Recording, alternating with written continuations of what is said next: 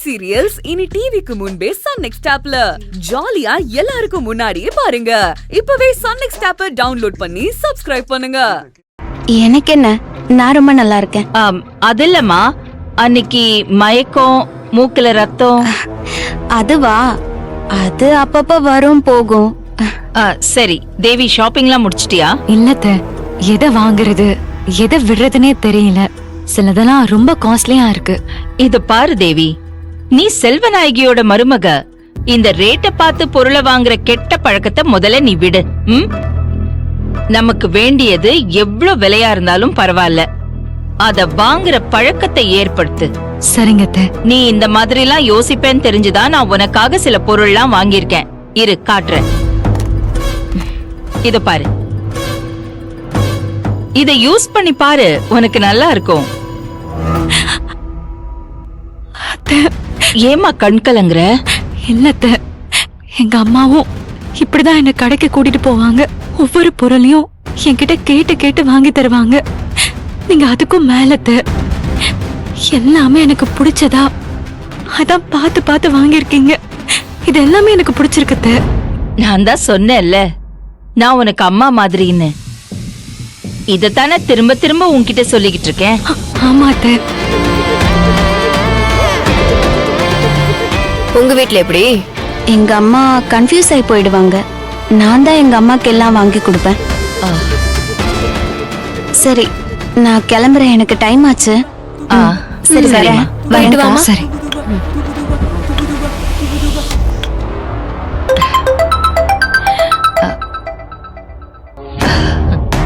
Hello.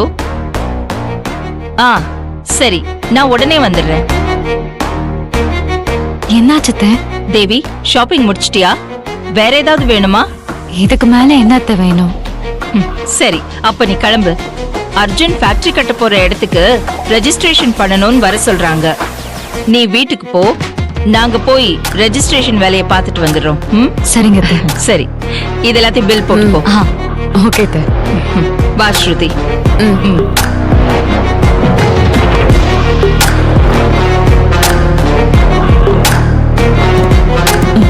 இதெல்லாம் bill போட்டுருங்க.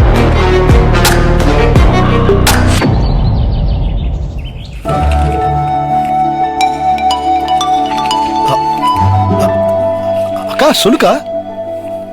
இதோ கிளம்பிட்டேங்கா. சத்யா, ஃபேக்டரி டாக்குமெண்ட்டை ரெஜிஸ்டர் பண்ண அக்கா உடனே எடுத்துட்டு வர சொல்றாங்க.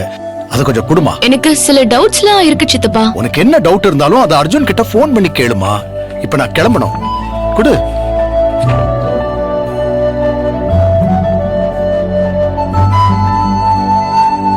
ஏய் தேவி, ஏன் இவ்வளவு வெயிட்ட தூக்குற? என்கிட்ட கொடு.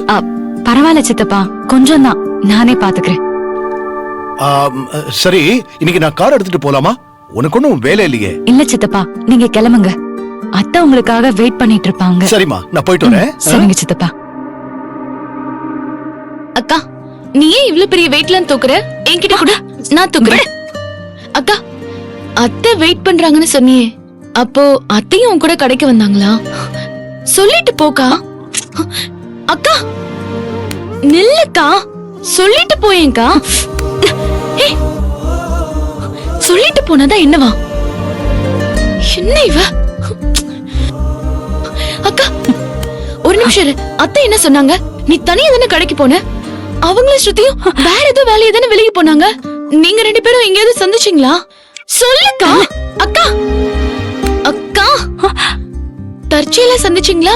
இல்ல வேணும்னே ஏதோ பிளானோட அத்தை உன்னை ஃபாலோ பண்றாங்களா? சொல்லுக்கா. அக்கா அக்கா சொல்லிட்டு போக்கா. அக்கா சொல்லிட்டு போனா என்ன? நில்லு. அக்கா அக்கா அக்கா.